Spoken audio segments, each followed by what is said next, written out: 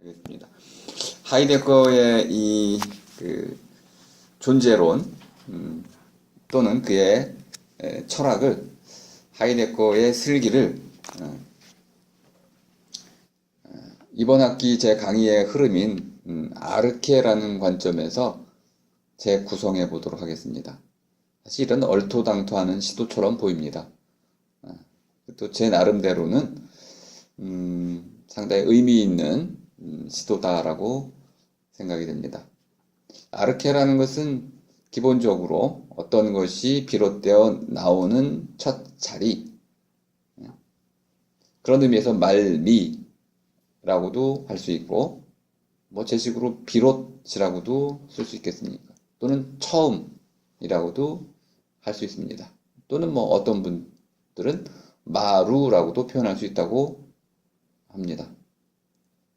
아르케를 뭐라고 부르든지 간에 그것은 어쨌든 어떤 것이 있게 되는 처음의 사건을 뜻하는 겁니다. 처음이라는 것이 아르케의 가장 중요한 뜻입니다. 첫이라는 것은 열리는 자리를 뜻합니다. 아르케는 그러므로 열림과도 연결됩니다. 그럼 빛에 관련해서 보자면 비침이기도 하겠네요. 빛을 비추면 어떤 것이 그 빛을 받아서 반짝반짝 빛이 납니다. 그러면 이제 비춤의 사건, 리히퉁이라고 한다면 무엇인가 트이고 열리고 드러나는 사건, 또는 빅뱅으로도 볼 수 있겠습니다. 처음이라는 것은 개벽일 수도 있겠네요. 다양한 방식으로 이제 인류는 처음이 어떠했는지를 끊임없이 물어왔습니다. 그리고 지금도 묻고 있어요. 어떤 아이가 태어나면 그 아이의 첫 돌에 대해서 우리는 축하를 해주게 됩니다. 처음이라는 것은 우리를 설레게 하고 또 어떤 신비와 기대를 갖게 해줍니다. 아르케에 대한 이런 우리의 그 호기심은 이미 사라졌죠. 아주 옛날 말이기 때문에 그렇습니다. 철학에서도 이제 더 이상 아르케를 말하지 않습니다. 낡아 빠진 것이죠. 하지만 이것을 아르케를 서양 철학이 다루었던 방식 그대로 다시 한번 새롭게 생각해 보면 우리는 여전히 이 물음, 아르케가 무엇인지에 대해서 아직 제대로 묻지 못하고 있다는 걸 알 수 있습니다. 오르페우스는 아르케에 빠져들었던 사람이었습니다. 그는 이 세상에 있는 모든 아르케를 찾길 원했고 바다에, 하늘에, 땅에, 숲에 그 모든 곳에 저마다의 아르케가 있다고 믿었습니다. 그리고 그 아르케들을 찾아서 하나하나 거룩한 이름을 붙여주었습니다. 그 이름들이 살아남았고 그것이 이제 신 또는 초월자 등의 관념을 형성하게 됐습니다. 낱말이 우리의 경험을 아시는지 모르는데 가무는 역할을 했습니다. 한데 그것을 포괄하고 있다는 뜻입니다. 낱말이 있었기 때문에 비로소 낱말의 현상들이 하나의 체계를 갖추게 됐습니다. 그 뒤에 이제 아르케의 사상은 서양 형이상학의 핵심을 이루게 됐습니다. 이제 아르케는 처음이라는 그러한 낱말의 뜻을 넘어서 근거, 어떤 것을 뒷받침하고 또는 가능케 한다는 근거의 뜻도 갖게 됐습니다. 그리고 이 근거는 토대란 뜻도 있었지만 더 나아가서는 가능 근거, 존재 근거, 어떤 것을 있게끔 해준다는 창조라든지 또는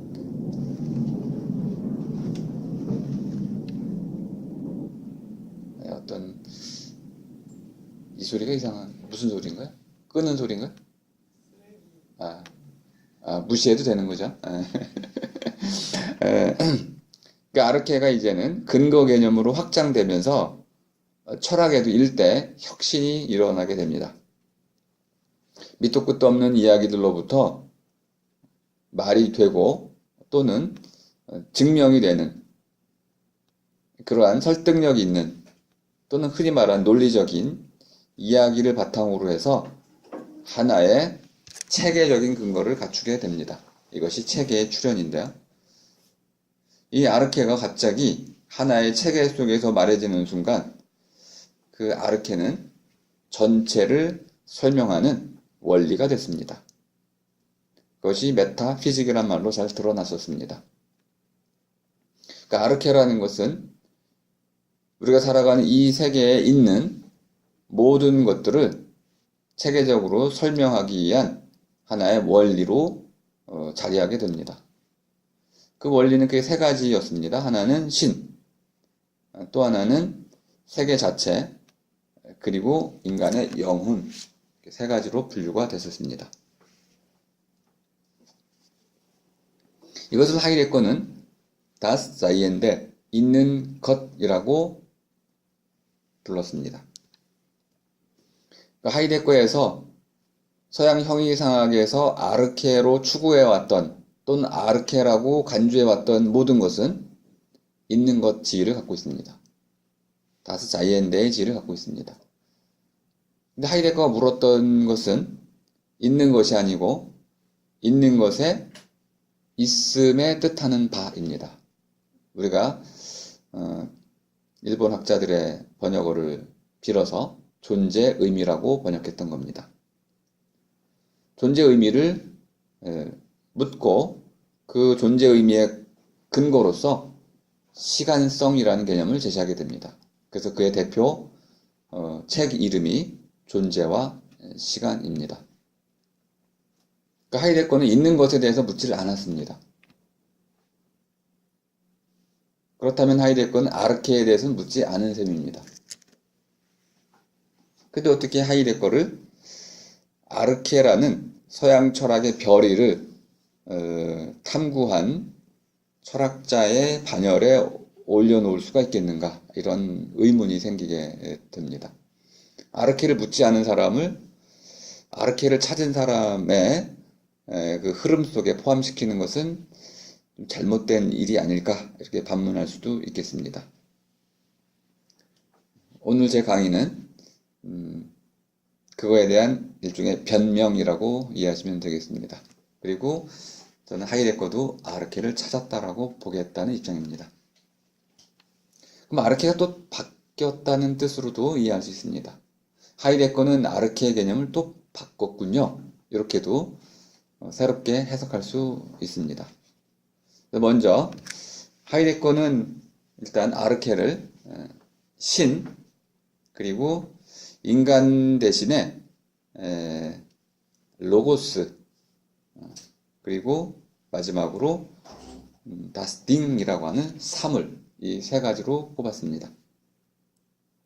그리고 제가 하이데거가 그렇게 봤다고 해석하는 겁니다.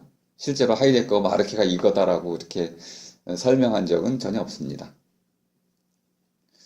그럼 하이데거가 추구한 그 아르케 찾기는 이런 신과 그다음에 사물과 로고스, 그것에 가는 근거를 찾는 방식이다, 이렇게 이해하시면 되겠습니다. 그럼 신은 어떻게 있게 되었을까요? 로고스는 또 어떻게 있게 되었을까요? 이런 있음의 근거를 찾는 것, 이것이 하이데거의 아르케 찾기라고 일단 말씀을 드리겠습니다. 이런 작업은 먼저 있음의 방식, 자인스 모두스라고 하는 있음의 방식에 대한 해명부터 필요합니다. 있음의 방식이란 말이 좀 애매하고 여러분 낯설 텐데요. 크게 세 가지를 일단 구분해 드리겠습니다. 존재 방식이라고도 많이 번역을 해왔는데요. 있음의 방식은 첫 번째는 사람의 있음의 방식, 두 번째는 사물의 있음의 방식, 세 번째는 신도 포함을 시켜야 되는데 하이데거의 경우에는 신에 대한 탐구는 신학계로 넘겨주었습니다. 그래서 기본적으로는 신 대신에 도구와 기술, 그리고 예술 품의 있음의 방식으로 대별됩니다. 조금 이제 하이데거는 여우 같은 철학자다 이렇게도 여러분이 이해하실 필요가 있습니다. 주도 면밀할 뿐만 아니라 서양사 전체에 아주 해박한 지식을 갖고 있어서 하이데거는 끊임없이 자기가 말하고자 하는 바를 자기 말로 만들어서 말하고, 그러면서도 그 말을 만들어낸 과정은 지워요. 그러니까 키에르케고르에서 조르게를 가져오지만 키에르케고르는 지우고 자기 말로 씁니다. 그럼 이제 어떤 사람들은 연관을 찾아낼 수 있고요. 어떤 사람은 하이데거는 그냥 독창적이다 이렇게 평가할 수도 있겠습니다. 한국에서 그렇게 쓴다면 아마 비난을 받을 가능성이 높습니다. 일단 사람의 경우에 사람의 있음의 방식은 엑시스텐츠라고 일단 규정을 했습니다. 존재와 시간은 이 엑시스텐츠의 분석론입니다. 그러니까 사람이 어떻게 있는지를 분석한 책입니다. 아주 단순히 물었네요. 사람은 어떻게 있나요? 이거하고 아르케하고 관계가 없어 보입니다. 사람이 있게 되는 그 가능 근거, 이걸 찾는 것이 아르케라고 한다면, 아르케 찾기라고 한다면은 사람이 어떻게 있나요? 라고 묻는 것은 아르케 찾기가 아닌 것처럼 보여요. 근데 사람이 어떻게 있는지를 다 분석하고 나면 그 분석의 구조가 나옵니다. 그것을 실존 분석이라고 하고, 실존 분석의 결과로 나자인이라고 하는 사람의 실존성, 사람의 실존을 가능케 하는 성격이 나오게 됩니다. 그 성격의 핵심이 바로 조르게, 염려입니다. 마음 조림이 바로 사람을 사람이게 해준다는 겁니다.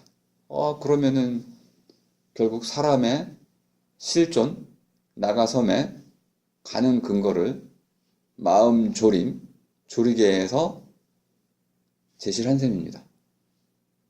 그럼 말을 뒤집어 얘기하면 사람의 아르케는 조르게다 라고 말한 셈입니다. 말하는 법은 다르지만 내용은 똑같습니다.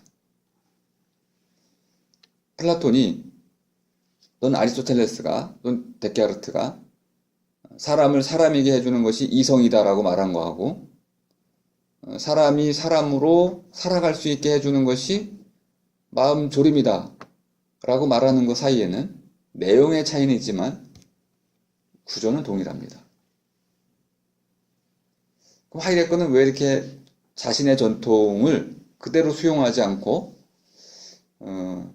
비틀어서 왜 다른 방식으로 말하고 있을까요? 여기 아주 중요한 이유가 있습니다. 하이데거가 유명해진 이유가 바로 거기에 있습니다. 다른 방식으로 말했다는 거죠. 다른 방식으로 말한 이유는 다른 방식으로 말해야만 사람이 어떻게 살아나가는지를 보여줄 수 있기 때문입니다. 사람이 이성적 동물이라고 말하는 순간 사람에 대해서는 거의 아무것도 말해주는 바가 없습니다. 우리는 이성을 아주 가끔 또 정말 필요한 때만 활용합니다. 그리고 우리는 이성적으로 활동하기 위해서 스스로 이성을 작동시키기보다는 공부를 통해서, 습관을 통해서 이성적으로 활동하는 척합니다. 대부분은 감정적 활동에 매몰되어 있습니다. 누가 좋다, 기분이 나쁘다, 바쁘다, 아유 힘들다. 이 모든 인류의 발전 과정으로 보면 걷고 또 손놀림을 하고 또는 다른 사람들과 관계를 맺는 이런 가장 단순한 행동들이 인류의 진화 과정 속에서 90% 이상을 차지하고 있습니다. 사람이 머리를 쓰는 사피엔스라는 인간의 종에 대한 정의는 최근에 5만 년, 6만 년 정도의 세월을 거쳤을 뿐입니다. 그럼 사람이 이성보다도 감성 또는 감성에 앞서서 인간의 본능이나 본성 이런 것에 따라 살아간다면 우리가 걷고 눕고 자고 하품하고 먹고 하는 이 모든 과정이 사람이 무엇이고 사람이 어떻게 살아가고 있는지를 설명하는 그 과제에서 핵심적인 영역을 차지해야 한다면은 사람을 오직 이성의 영역으로 제한한 이러한 과거 서양 철학의 시도는 아주 제한적으로만 성공적일 수밖에 없습니다. 그럼 이것을 확대하는 길이 필요하죠.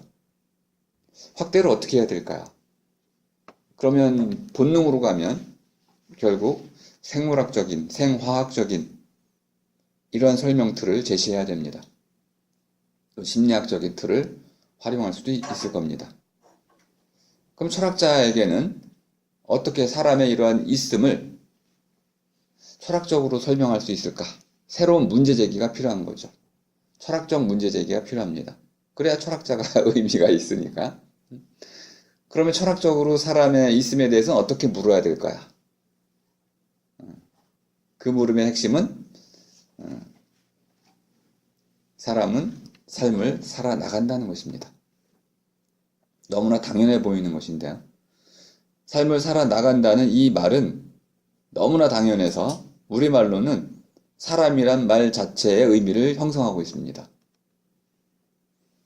그런데 이게 서양 언어로 가면 휴먼이라는 개념은 삶하고 아무 관계도 없습니다.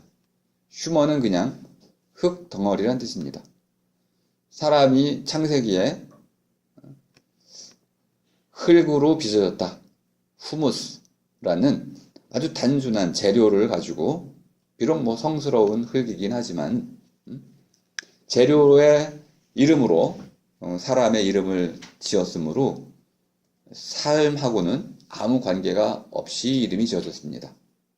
그러니까 하이데거가 갑자기 휴먼 빙 또는 맨이라고 말하는 이 사람에게서 삶의 차원을 강조하려고 하는 순간 낱말의 저항을 받게 됩니다. 하이데거는 사람이란 말을 몰랐습니다. 그래서 자기가 할 수 있는 한 가장 넓은 낱말을 택하게 됩니다. 그게 바로 다자인이란 말입니다. 다자인이란 말을 여러분이 아시는 분도 아시니까 제가 쓰진 않겠습니다. D는 대문자입니다. DASEIN 다자인입니다. 독일어로 그대로 번역하자면 다 거기 있음입니다. 그럼 사람은 거기에 있죠. 이때 하이데거가 말하려고 하는 거기에 있음은 칸트나 헤겔이 이미 썼던 용어입니다. 그걸 지웠어요. 칸트와 헤겔이 썼던 다자인은 정신의 존재 방식입니다. 정신이 있는 방식이야. 사물이 있는 방식은 엑시스텐츠입니다. 이렇게 자신들의 전통에 이미 쓰이던 말을 갑자기 막 뒤섞어 버렸어요. 하이데거는 엑시스텐츠를 사람에게 썼습니다. 사람이 있는 것은, 사람의 있음은 엑시스텐츠다. 실존이라고 썼습니다. 그래서 갑자기 실존 철학이 만들어졌죠. 근데 그 엑시스텐츠는 바깥으로 나가서란 뜻입니다. 있음도 아니고 바깥으로 나가서다 이런 뜻입니다. 그럼 바깥은 어디를 말하는 걸까요? 이 부분은 또 중세 철학을 이해해야만 알 수 있습니다. 신의 정신 바깥, 다시 말하면 이 세계 안으로 들어서는 겁니다.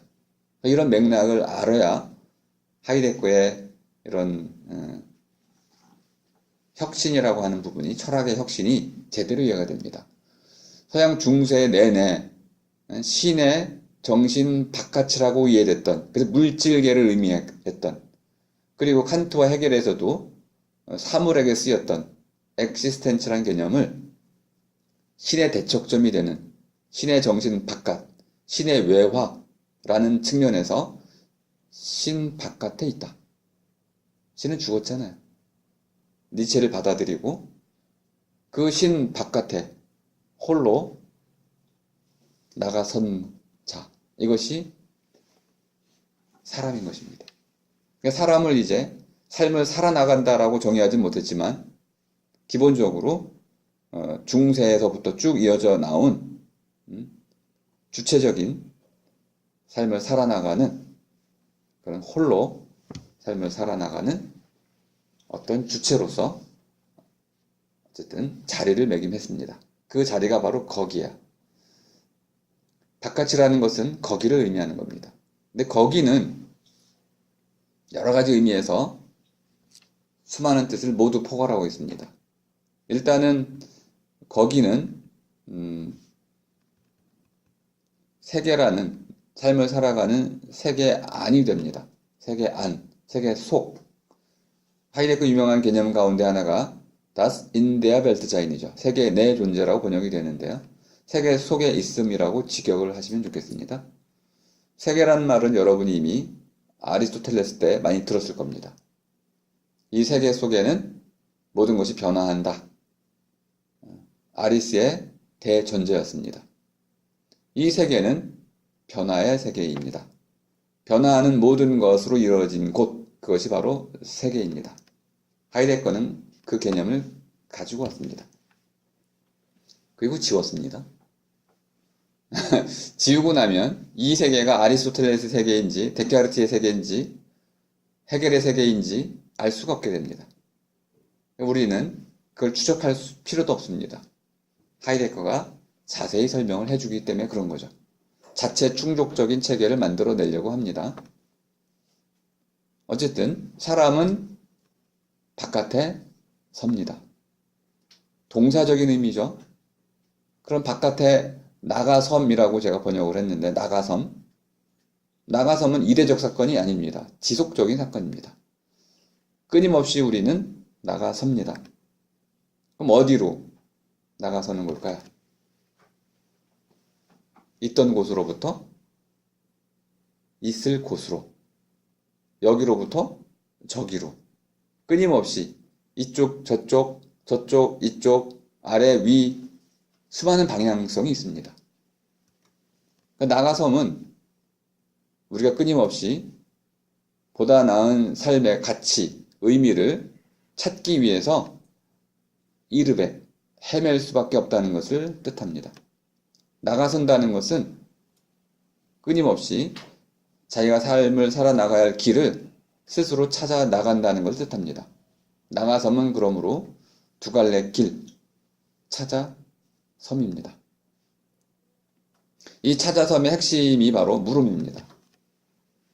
사람은 본질상 물음을 물을 수밖에 없는 자입니다. 사르트르는 그것을 자유애로 처벌받았다. 이런 좀 끔찍한 말을 썼지만요. 자유애의 형벌. 하이데거식으로 말하면 사람은 끊임없이 의미를 찾는 물음을 물을 수밖에 없다. 물음에 시달리는 자이다. 우리가 이 물음에 시달리기 때문에 우리는 끊임없이 선택의 상황에 직면해 있습니다.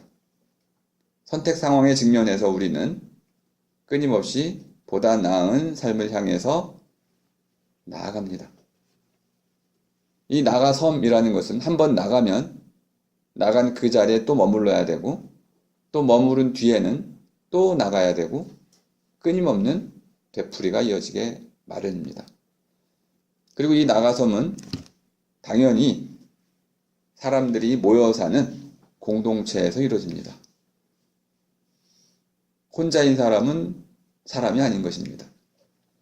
나가섬이라는 이 하나의 낱말로 우리 엑시스텐츠를 실존이라고 번역하는 대신 나가섬이라고만 옮겨놓으면 이제 우린 충분히 내가 살아가는 나의 삶과 철학적으로 대화할 수가 있습니다. 나는 어떻게 살아나가는가? 스스로 자기 삶을 돌아보면 저절로 알 수 있는 것입니다. 이걸 실존이라고 하니까 갑자기 우리는 무엇인가 배워야 하는 의무감이 생깁니다. 실존 철학자에게 무엇인가를 배워야 할 것처럼 보입니다. 하이데거는 그런 태도를 경계합니다. 철학은 스스로 슬기를 키워나가는 것입니다. 철학은 배우는 공부의 학문이 아닙니다. 의미를 깨닫는 학문이었던 것입니다. 철학은 증명의 학문이 아닙니다. 푸셀 자기 스승은 철학을 증명의 학문으로 정립하고자 평생 노력한 사람이었습니다. 하이데거는 그 시도를 포기했습니다. 철학은 증명의 학문이 아니고 의미를 밝히는 학문입니다. 이건 딜타에게서 가져온 것이죠. 이것도 또 지웁니다. 의미를 밝히기 위해서는 의미가 먼저 드러나야 됩니다. 이건 신비적 과정이죠. 의미가 어떻게 나에게 드러날까요? 그러면 하이데거는 의미가 드러나는 과정을 탐구하게 됩니다. 첫 번째는 말이죠. 말을 배움으로써, 말을 주고받음으로써, 말의 가장 중요한 특징은 생각이나 뜻이나 마음이나 또는 자기가 경험한 바들을 다른 사람과 함께 나누는 것입니다. 함께 나눈다는 것, 이것이 바로 말을 가능케 한 것입니다. 함께 나누기, 이것이 말의 아르케가 됩니다. 물론 우리는 말을 통해서만 함께 나누지는 않습니다. 악수를 통해서도, 선물을 통해서도, 또는 협업 등을 통해서 우리는 수많은 방식으로 서로의 삶을 함께 나누어 나갑니다. 말은 그 가운데서 가장 탁월한 함께 나누기의 수단이자 방식이자 결과물입니다. 그럼 이렇게 말이라는 것이 하이데거의 사상에서 평생 아주 중요한 화두가 된다는 것을 단박에 알 수 있습니다. 나가서는 자는 말 없이는 나가설 수 없습니다. 그는 말에 이끌려서 나가서고요. 말을 통해서 나가서고요. 또 나가선 결과들을 말로써 갈무리해 드립니다. 그러니까 말은 내가 살아나가는 집입니다. 하이데거는 언어를 존재의 집이라고 규정했습니다. 이건 단순히 레토릭, 수사학이 아닙니다. 그의 철학의 핵심을 담아두고 있는 것입니다.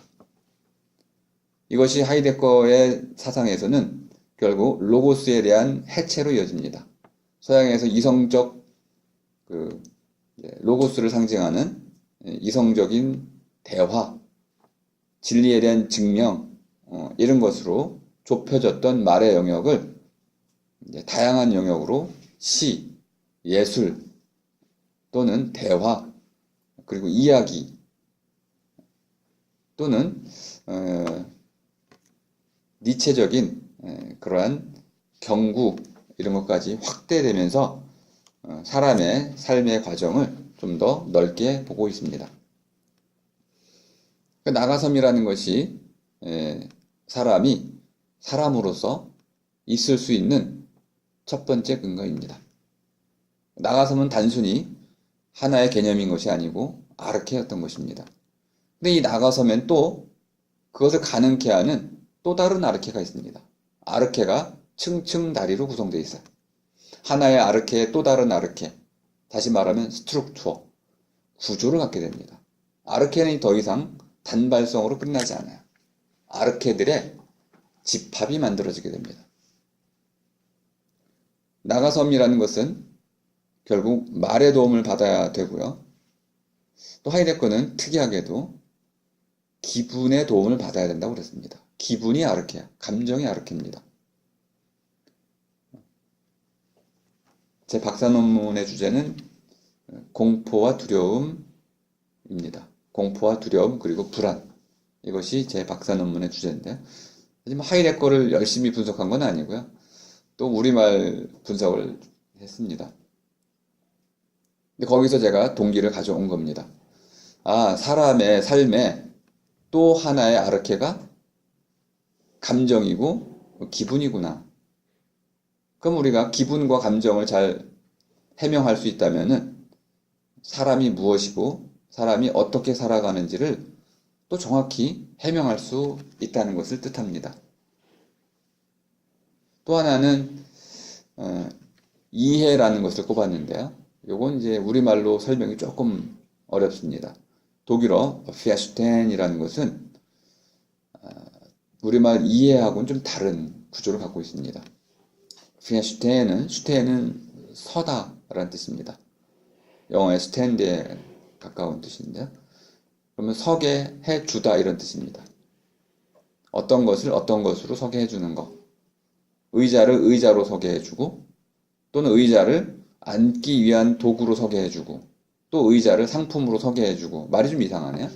우리말로는 여긴다거나 또는 삼는다라고 번역할 수 있습니다. 그러니까 하이데거 말하는 verstehen이라는 것은 여김입니다. 의자를 뭐 이러이러한 것으로 여기고 또는 뭐뭐로 삼는 것, 이것이 verstehen입니다. 그럼 이렇게 여김의 쭉 이형이라고 말할 수 있는 이형을 쭉 이어나가서 하나의 여김의 사슬을 만들어낸다면 또는 여김의 그물을 짠다면 그것이 바로 하이데거 말하는 세계가 되겠습니다. 그러니까 세계라는 것은 일단 세 가지로 구성이 됩니다. 첫 번째는 이런 여김의 그물, 이게 몸 그물 또는 몸피 그물이라고 제가 좀 쓰고 있는데요. 입체 그물입니다. 단순히 고기 잡는 그물 정도가 아니고 3차원적이고 시간이 들어가는 몸피 그물입니다. 이해라는 것은 온톨로지, 서로 같은 것끼리 뭉치기도 하고 또 흩어지기도 하고 연결되기도 하는 이런 복잡계를 구성하고 있습니다.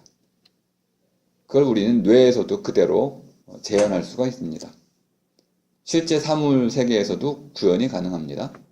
물론 좀 다르게 구현이 되지만 이런 몸피 그물이라는 것은 우리가 이것을 저것으로 의자를 앉기 위한 도구로 여길 수 있는 한에서 연결이 되는 그런 그물입니다. 그리고 이러한 그물은 갑자기 가치 판단으로 갈 수도 있고요. 어르신을 만나면 양보라는 개념으로 도덕적으로도 갈 수 있습니다. 다층이로 연결되어 있습니다. 몸피 그물은 수많은 그때그때마다의 패턴에 따라 가지고 영역에 따라서 새롭게 짜이고 허물어지고 바뀔 수가 있는 것입니다. 그래서 살아있는 그물이다 이렇게도 볼 수 있습니다. 그때마다 우리는 어떤 특정한 기분에 사로잡혀 있습니다. 그러니까 여기는 순간 여기일 뿐만 아니라 우리는 그때그때마다 무엇인가를 느끼며 같이 있습니다. 느낌과 여김, 기분과 이해, 이 둘이 항상 같이 일어나는 것이고요. 그러면서 마지막에 말로써 그것이 이끌리고 말로써 함께 나누어지는 방식으로 표현이 됩니다. 그러니까 말과 기분과 이해는 항상 함께 일어나는 것입니다. 그러니까 사람이 나가선다면 이 세 가지가 동시에 일어나는 것이죠. 그럼 나가설 때마다 우리는 세계가 그때그때마다 열리면서 구성이 되면서 또 바뀌게 되는 이런 사건들을 경험하게 됩니다. 그 나가섬은 역동적인 구조를 갖고 있습니다. 이렇게 역동적 구조를 가지려면 변화의 어떤 근거를 가져야 됩니다. 그것이 바로 조르게라는 것입니다. 염려, 마음 조립. 마음 조립이란 말은 제가 창안을 해낸 것인데요. 우리말은 그렇게 어려운 말은 아닌데 마음은 너무 어렵습니다. 마음이 뭔가요? 이건 제가 지금 설명을 못 드리고 기본적으로 마음을 여러분이 알고 있다고 전제하고 설명을 하겠습니다. 마음이란 낱말 자체는 모이는 자리란 뜻입니다. 연못을 떠올리시면 되겠습니다. 못과 마삼, 못, 마음, 마을, 이거는 같은 뜻을 갖고 있습니다. 이걸 연결하시면 됩니다. 마음은 생각이나 뜻이나 이런 경험들이 모이는 마을과 같다. 또는 연못과 같다. 저수지라고 말씀드리는 건 아닌데 그렇게 모이는 자리입니다. 근데 모이기 위해서는 변형이 일어나야 됩니다. 뉴런 시냅스와 같은 방식으로 새로운 방식으로 전이가 일어나지만 내가 어떤 것을 보았다면 그 보았던 어떤 경험 전체가 내 마음에 그 마음의 시스템을 통해서 간직이 됩니다. 간직되는 자리 전체 이것이 마음이다. 이렇게 일단 이해를 해두시면 마음 조리기 하니까 조린다는 건 이제 생선 조림하고 같습니다. 지글지글 불을 떼면 이제 막 잦아들죠. 쪼그라듭니다. 반대는 이제 마음이 좀 느슨하게 풀리는 거죠. 마음이 쫄았다가 마음이 느슨하게 풀렸다가 그러니까 쪼이고 쪼이면 스트레스가 됩니다. 스트레스의 원래 말도 쪼인다는 뜻입니다. 마음을 졸이면 우리는 조바심을 내게 되고 결국은 스트레스, 이 쪼임을 당하는 그래서 좀 더 압박감에 시달리게 됩니다.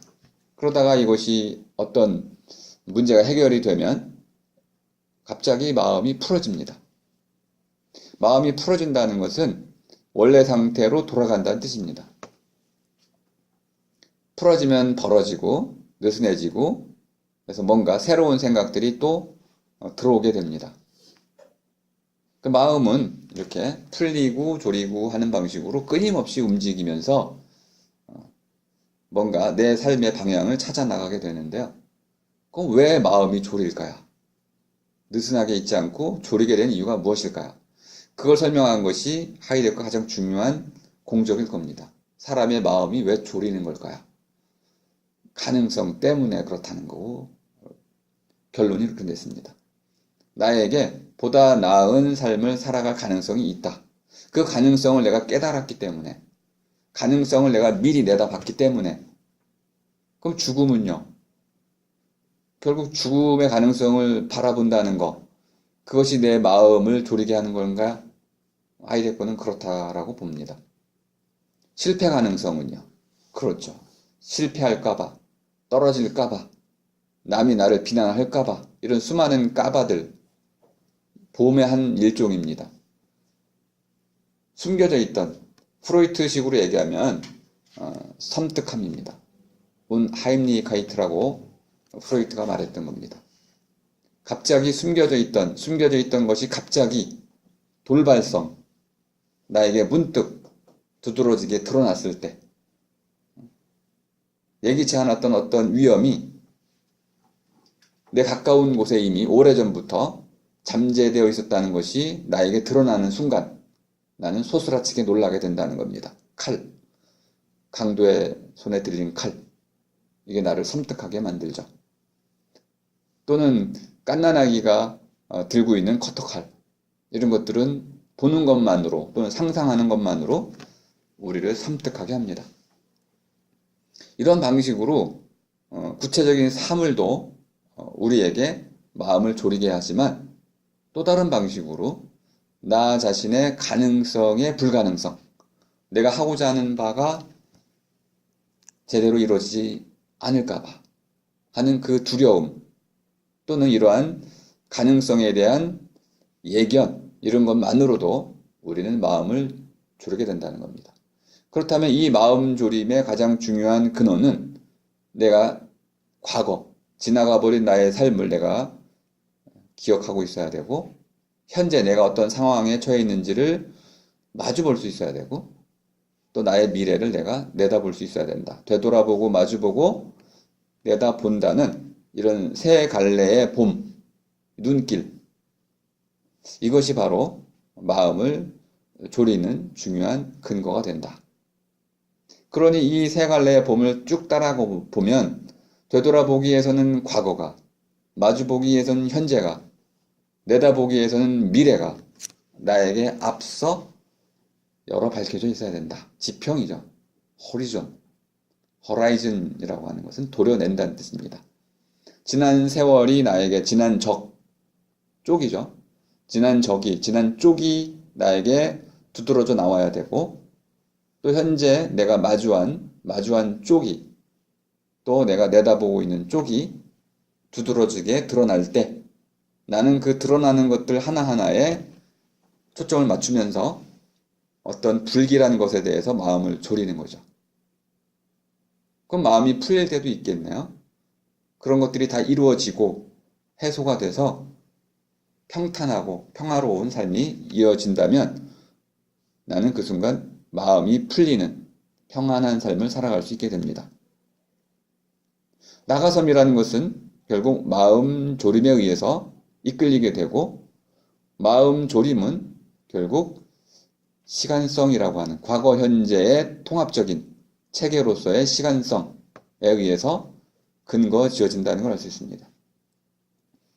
존재와 시간은 그래서 사람의 있음이라고 하는 나가섬과 그것의 근거가 되는 아르케로서의 마음 졸임과 그 마음 졸임의 더 궁극적인 가능 근거가 되는 지평이 되는 시간성, 이 세 개의 개념을 연결시킨 책이다. 이렇게 아주 쉽게 설명을 할 수가 있겠습니다. 오늘 제 강의는 이 정도로 맛배기로 끝을 내도록 하겠습니다. 하이데거의 존재와 시간은 하이데거의 작품 가운데 최고의 작품이라고 이야기가 됩니다. 저도 동의를 하고, 물론 하이데거의 다른 책들도 한 100권 이상이 지금 출간이 됐으니 사람마다 다른 책을 더 대표 주저로 꼽는 분들도 많이 있죠. 그래도 저는 하이데거의 최고의 성과는 존재와 시간이라는, 저는 있음과 때라고 이제 번역을 하고 있는데, 있음, 과할 때 과를 띄어쓰기를 해요. 있음, 띄우고, 과, 때. 있음에 붙어 있는 때가 아니고, 있음과 분리돼서 독립되어 있는 때를 의미하기 위해서 과를 띄어쓰고 있습니다. 남자와 여자 할 때도 와를 띄우면 남자와 여자는 의존적 관계가 아니고 분리된 평등한 관계다라는 것을 나타내고자 하는 겁니다. 네. 갑자기 이렇게 존재와 시간 그 낱말 하나 설명하는데 시간을 다 썼는데요. 이제 제 강의는 이렇게 마치고 다음 주 강의에 대해서 여러분 의견을 좀 여쭙도록 하겠습니다. 네, 오늘 제 강의 마치겠습니다. 고맙습니다.